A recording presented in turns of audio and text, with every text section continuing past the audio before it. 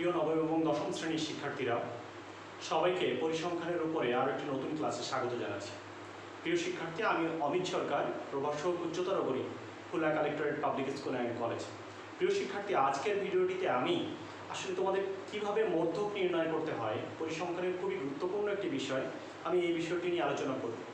ক্লাসের শুরুতেই আমি আসলে তোমাদের বলতে চাই যে আসলে মধ্যকটা কী। মধ্যক হচ্ছে কতগুলো উপাত্ত যদি তোমাকে দেওয়া হয়, পরিসংখ্যানে কতগুলো উপাত্ত যদি তোমার সামনে দেওয়া হয়, সেই উপাত্তগুলোকে যদি তুমি মানের ক্রম অনুসারে সাজাও, ঠিক তার মাঝের দিকে যে উপাত্তগুলো আছে তার যে মান, সেটাকে আমরা কিন্তু মধ্যক বলবো। তাহলে আমরা বুঝলাম আসলে মধ্যকটা কী।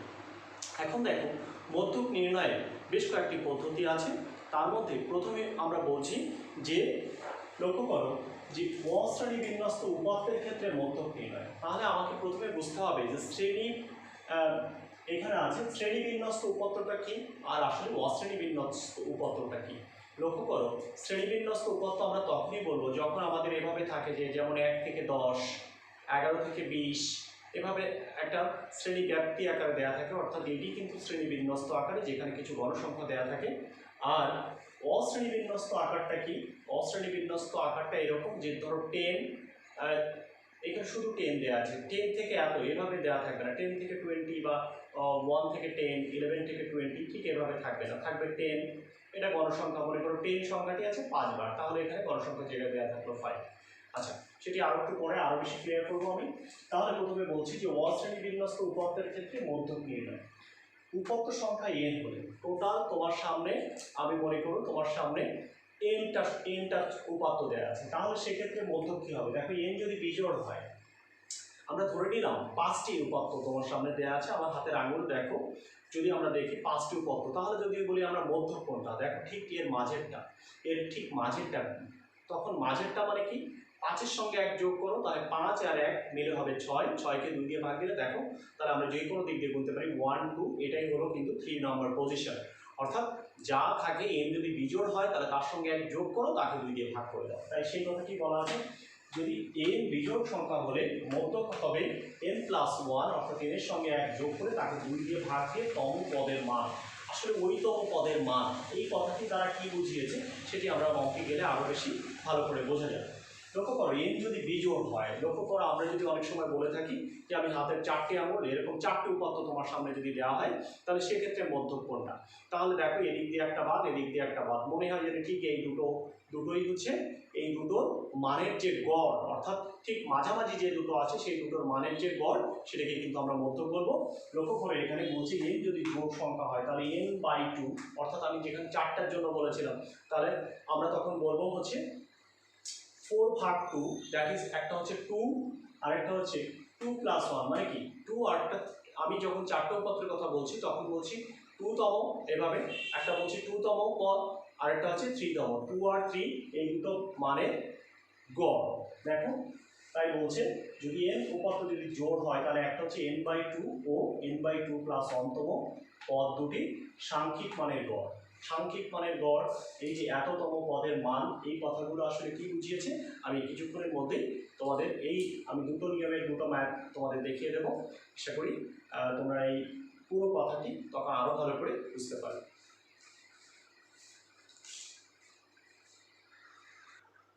প্রিয় শিক্ষার্থী, তোমরা লক্ষ্য করো, তোমাদের বইয়ে উদাহরণ 10, আসলে যে কোনো নিয়ম তোমরা করতে পারবে এই অঙ্কগুলো যদি পারো। আমি এখানে বলেছিলাম যে অশ্রেণীকৃত আমরা কিভাবে চিনবো। দেখো, এখানে কিন্তু শুধু 150 দেওয়া আছে, 150 এভাবে বলা নেই, 150 to 160 এভাবে কিন্তু বলে দেওয়া নেই, অর্থাৎ এটি কিন্তু অশ্রেণীকৃত অবস্থায় আছে। তো যখন অশ্রেণীকৃত অবস্থায় থাকবে, আমরা উপরে লিখেছি যে মধ্যক নির্ণয়ের ক্রমযোজিত গণসংখ্যার সারণী, এই কথাটা লেখাটা ভালো। ওকে, তাহলে আমরা এখান থেকে দেখলাম যে উচ্চতা দেওয়া ছিল, গণসংখ্যা দেওয়া আছে, এখান থেকে শুধুমাত্র আমরা নতুন করে যেটা লিখেছি সেটা হচ্ছে ক্রমযোজিত গণসংখ্যা। দেখবে বইতে এভাবে করা নেই ছক, কিন্তু আমার এভাবে ছক করতে ভালো লাগে, এই জন্য আমি এভাবে ছকগুলো করি। মজার বিষয় হচ্ছে এখানে দেখো 4, এই 4-এর সঙ্গে আমরা এই 6 যদি যোগ করি তাহলে 10, এই 10-এর সঙ্গে আবার নতুন করে 12 যোগ করব, তাহলে 22, 22-র সাথে 16 যোগ করব 38, 38-এর সঙ্গে 8 যোগ করব 46 এর সঙ্গে যদি 5 যোগ করি 51, তাহলে আমরা দেখলাম যে টোটাল যে গণসংখ্যার সমষ্টি সেটি হচ্ছে কিন্তু এই ক্রমযোজিত গণসংখ্যার শেষেই পাওয়া যায়, অর্থাৎ টোটালটা হচ্ছে 51। তাহলে আমরা এখান থেকে দেখলাম যে এখানে n ইকুয়াল 51 যা বিজোড় সংখ্যা।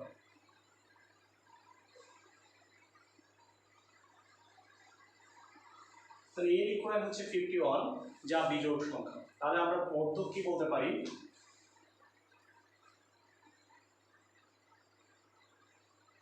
আমরা পড়েছি যে n যদি বিজোড় হয় তাহলে মধ্যক হবে n+1/2 তম পদের মান। তাহলে আমরা এখানে লিখব n+1/2 তম পদের মান। n এর জায়গায় আমরা যদি বসিয়ে দিই 51, তাহলে এখানে লিখতে পারি যে 51+1/2 তম পদের মান। তাহলে আমরা এখান থেকে দেখছি যে আমাদের 52 অর্থাৎ 26 তম পদের মান। প্রিয় শিক্ষার্থী, আসলে 26 তম পদটি কোথায় আছে? এখানে যদি আমরা দেখি, এখানে আছে 4 পর্যন্ত, এখানে আছে 10 পর্যন্ত, এখানে আছে 22 পর্যন্ত। তাহলে আমরা এখান থেকে দেখতে পাচ্ছি এখানে আছে কিন্তু 38 পর্যন্ত। তাহলে এখানে ছিল 22 আর এখানে আছে 38, তাহলে নিশ্চয়ই 26 তম পদটি কিন্তু ঠিক এর মধ্যে এসে ঢুকে গিয়েছে। তাহলে এই তম পদের যে মান সেটি হচ্ছে 165। তাহলে আবারও লক্ষ্য করো, এখানে কিন্তু 22 পর্যন্ত ছিল, বাট এই বলছে 26 তম পদের মান।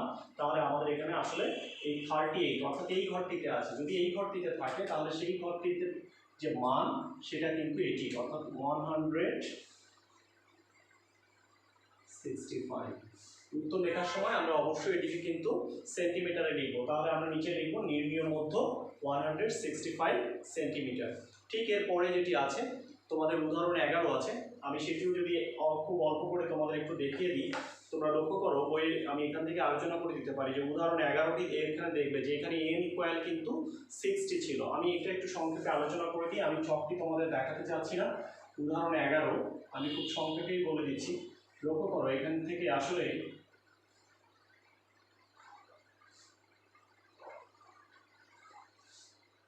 উদাহরণ আমি 11টা একটু আলোচনা করে দিচ্ছি। ছক তৈরি কোনো কঠিন কাজ না, নিজেরাই করতে পারবা। লক্ষ্য করো এখানে যেটা আছে যে n ইকুয়াল 60 যা জোড় সংখ্যা। প্রিয় শিক্ষার্থী, n এর মান যদি জোড় সংখ্যা হয় সেক্ষেত্রে আমি তোমাদের মধ্যক শিখিয়েছি। তাহলে দেখো মধ্যক কি বলে দেওয়া ছিল যে n/2, দ্যাট ইজ এটা হচ্ছে 60/2 তম পদের মান। ঠিক এভাবে লেখা আছে তোমাদের বইতেও, এততম পদ প্লাস এততম পদ না লিখে এততম পদের মানটা লেখা তা ভালো। আচ্ছা, প্লাস এরপরে দেখো কি ছিল 60/2 প্লাস 1 তম পদের মান। তাহলে দেখি বইয়ের মতো লিখলেও হবে, কোনো অসুবিধা নেই। একে গড় ছিল, অর্থাৎ এটাকে দুটোকে যোগ করে আমরা 2 দিয়ে ভাগ করব। লক্ষ্য করি এখান থেকে যেটা আছে সেটা হচ্ছে 30 তম পদের মান প্লাস 31 তম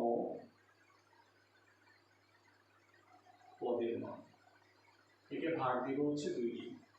তোমরা যদি ছকটার দিকে খেয়াল করো, প্রথমে দেখবে যে 30 তম পদের মান, এর যে প্রাপ্ত নম্বরের দিকে তাকালে এটা দেখবে 70, অর্থাৎ 30 এর উপরের দিকে তাকাও, এখানে দেখো প্রাপ্ত নম্বরের ঘরে আছে 70, অর্থাৎ এখানে হবে 70 মানটা। আর 31 আসলে কোনটার মধ্যে আছে দেখো, যেখানে 46, অর্থাৎ টোটালটা 46, এই 46টা আছে, তখন কিন্তু প্রাপ্ত নম্বর দেখো 80। তার মানে এখান থেকে এর সঙ্গে প্লাস হবে 80/2। তাহলে নিচে এখান থেকে বোঝা যাচ্ছে যে গড়টা কি হবে, সেটি হচ্ছে 75। তাহলে আমরা দেখি যে নির্ণীয় মধ্যক কিন্তু এটির ছকটা আমি আর তোমাদের দেখালাম না, আমি বলে দিলাম। অর্থাৎ আমি আশা করি আমি উদাহরণের অঙ্ক এই জন্য আলোচনা করে দিলাম যে এই দুটো অঙ্ক তোমরা আগে প্র্যাকটিস করো, এরপরে অনুশীলনীতে দেখবো এরকম অশ্রেণীকৃতর জন্যও কিন্তু মধ্যক নির্ণয়ের অঙ্ক ম্যাথ দেওয়া আছে, সেগুলো তুমি নিজে এমনিই পারো। অর্থাৎ অশ্রেণীকৃত ক্ষেত্রে, অর্থাৎ অশ্রেণীকৃত বা হ্যাঁ ক্ষেত্রে যদি তোমাকে যদি বলা হয় যে মধ্যক নির্ণয় করো, এই দুটোই নিয়ম আছে। আশা করি সেই দুটো নিয়ম তোমরা এখন বুঝতে পেরেছো। আমি এখন চলে যাব শ্রেণীবিন্যস্ত উপাত্তের ক্ষেত্রে মধ্যক নির্ণয়।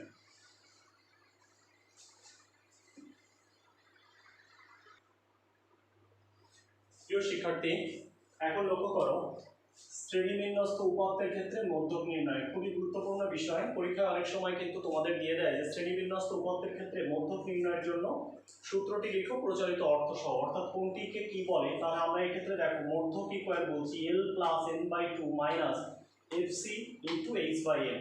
তাহলে দেখো এই প্রত্যেকটার একটা অর্থ আছে। হোয়াট ইজ এল? এল হলো মধ্যক শ্রেণীর নিম্নসীমা। এর আমরা বলছি মধ্যক শ্রেণীর নিম্নসীমা। তাহলে প্রশ্ন উঠছে সেখান থেকে আসলে মধ্যক শ্রেণীটা কি।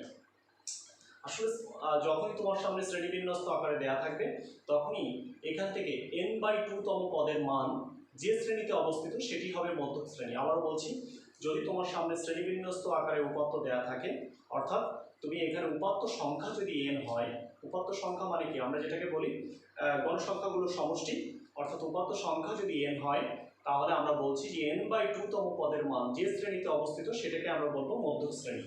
তাহলে আবার বলছি মধ্যক শ্রেণীর নিম্নসীমাটা হচ্ছে ক্যাপিটাল এন, এন হচ্ছে গণসংখ্যা, এই যে এফসি আমাদের সামনে নতুন আসছে, সেটি হচ্ছে মধ্যক শ্রেণীর পূর্ববর্তী শ্রেণীর যোজিত গণসংখ্যা। তার মানে আমাদের এই ছকে অবশ্যই ক্রমযোজিত গণসংখ্যা, যোজিত গণসংখ্যা একই কথা।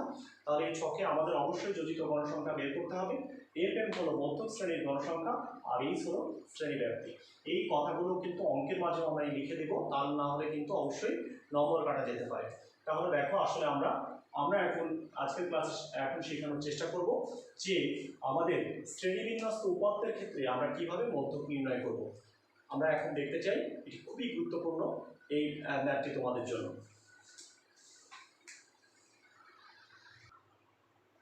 প্রিয় শিক্ষার্থী, এখন লক্ষ্য করো আমি এখন যে ম্যাথটি আসলে এখানে বোর্ডে লিখেছি সেটি হচ্ছে উদাহরণ 12 খ নম্বরে আছে যে মধ্যক নির্ণয়ের করতে বলা হয়েছে ম্যাথটিতে। এখানে লক্ষ্য করো যে মধ্যক নির্ণয়ের উপর লিখেছি মধ্যক নির্ণয়ের জন্য গণসংখ্যা নিবেশ সারণী, বা তোমরা পূর্বের ন্যায়ও লিখতে পারো, হ্যাঁ, যে ক্রমযোজিত গণসংখ্যা নিবেশ সারণী সেরকমভাবেও লিখতে পারো। প্রথমে দেখো আবারও বলছি যে ইতিপূর্বে যে অঙ্কগুলো আমি করেছিলাম সেগুলো কিন্তু এভাবে শ্রেণীব্যক্তি বা শ্রেণীবিন্যস্ত আকারে কিন্তু দেওয়া ছিল না, সেগুলো কিন্তু অবিন্যস্ত আকারেই দেওয়া ছিল। তাহলে আমরা দেখি অশ্রেণীকৃত অবস্থায় ছিল, আর এখন দেখো শ্রেণীকৃত অবস্থায়। আমি বারবার করে বলেছি শ্রেণীকৃত অবস্থায় আমরা কিভাবে বুঝবো। এখানে 30 থেকে 35, 36 থেকে দেখছো 41, অর্থাৎ এগুলো আমাকে শ্রেণীবিন্যস্ত আকারে দেওয়া আছে। তাহলে এক্ষেত্রে আমাদের পূর্বের ন্যায় ক্রমযোজিত গণসংখ্যা বের করেছি। গণসংখ্যাগুলোর সমষ্টি আমি বলেছিলাম n, গণসংখ্যাগুলোর যোগ করলে যেটা হবে সেটা হচ্ছে n। তাহলে আমরা লক্ষ্য করি what is n? n equal দেখো 70, এই সবগুলো যোগ করলে দেখো লাস্টে এখানে চলে আসে 70। তারপর আমি এখানে একবার লিখেছি n ইকুয়াল টু 70, দেখছি n ইকুয়াল টু 70 এবং n/2 হচ্ছে 70/2 বা 35।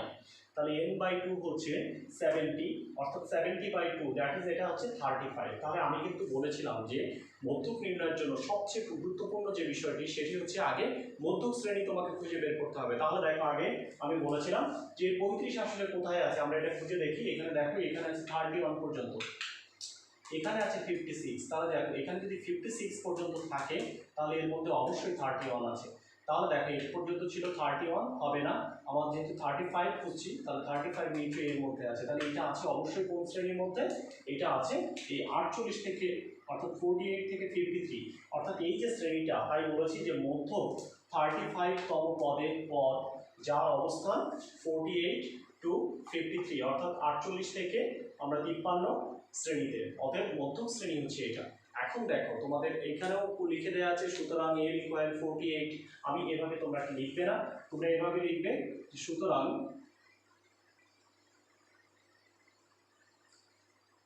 প্রথমে লিখব মধ্যক শ্রেণী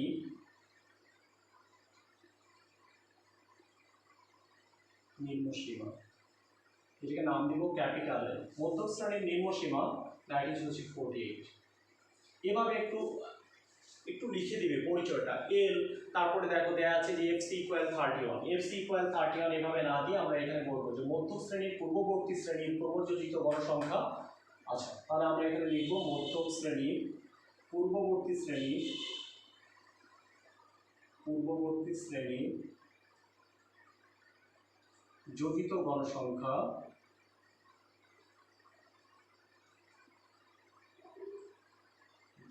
গণসংখ্যা তারপরে কমা দিয়ে লিখবো সেটাকে যে সিম্বল বইতে যেটা লিখেছে যে এফসি, আমরা এখানেও লিখবো যে এফসি। লক্ষ্য করো এই যে লক্ষ্য করো মধ্যক শ্রেণী হচ্ছে এইটা, এর পূর্ববর্তী মানে এর আগেরটায় ক্রমযোজিত গণসংখ্যা কত 31। তাহলে আমরা এখান থেকে দেখতে পাচ্ছি এটাই হচ্ছে মূলত সেই 31 যেটাকে আমরা এফসি বলছি। এরপরে যেটা আছে যে সেগুলো আমরা উপরে লিখতে চাই।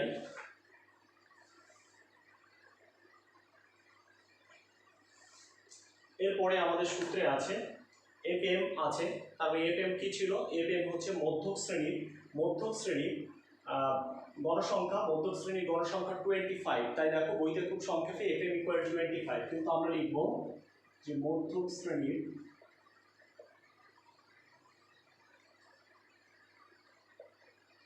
গণসংখ্যা। আমরা পরিচয়গুলো একটু আগে থেকে বলে দিব। গণসংখ্যা যেটাকে আমরা নাম দিব এফএম, এটা সমান সমান 25। সর্বশেষ যেটি আছে আমাদের বলেছে এইচ হচ্ছে আমাদের কি ছিল? শ্রেণী ব্যাপ্তি। এভাবে লিখবো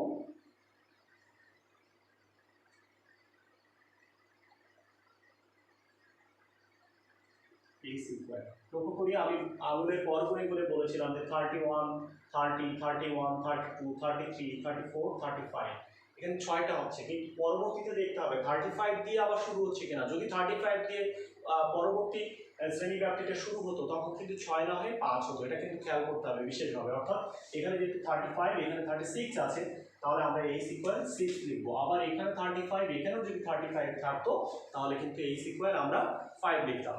কাজে দেখো আমরা এখানে যে সূত্রটি এখন ব্যবহার করব, আমরা সরাসরি এখন সূত্রে যেতে পারবো। আমাদের যে মধ্যক নির্ণয়ের যে সূত্র আমরা শিখে এসেছি, এই সূত্রটি আসলে কিছুক্ষণ আগে শেখানো হয়েছে। তাহলে আমরা দেখি এল আমাদের এখানে কত আছে 48 প্লাস n/2 আমরা কিছুক্ষণ আগে এখানে বের করেছিলাম 35, সেটি মুছে ফেলেছি, মাইনাস এফসি লক্ষ্য করো এখানে হবে 31 bracket close into h6 by হচ্ছে 25।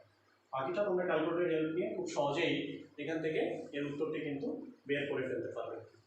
তাহলে নিশ্চয়ই আজকের ক্লাসে তোমরা কীভাবে মধ্যক নির্ণয় করতে হয় আমি সে বিষয়ে আলোচনা করেছি। অনুশীলনী তো মধ্যক নির্ণয়ের বেশ কিছু অঙ্ক আছে, তোমরা অনুশীলনী থেকে দেখো 11 নম্বরে যে ম্যাথটি আছে সেটি সমাধান করার চেষ্টা করবে। 11 পর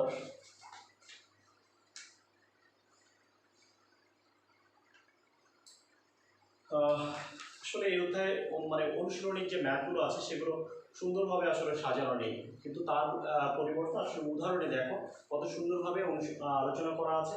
এই জন্য এই অনুশীলনীটিকে আসলে শিক্ষার্থীদের অনুশীলনীটা না পড়িয়ে উদাহরণটি যদি এভাবে ধারাবাহিকভাবে পড়ানো হয় তাহলে প্রত্যেকেই কিন্তু তার সব কিছুই ক্লিয়ার হয়ে যায়।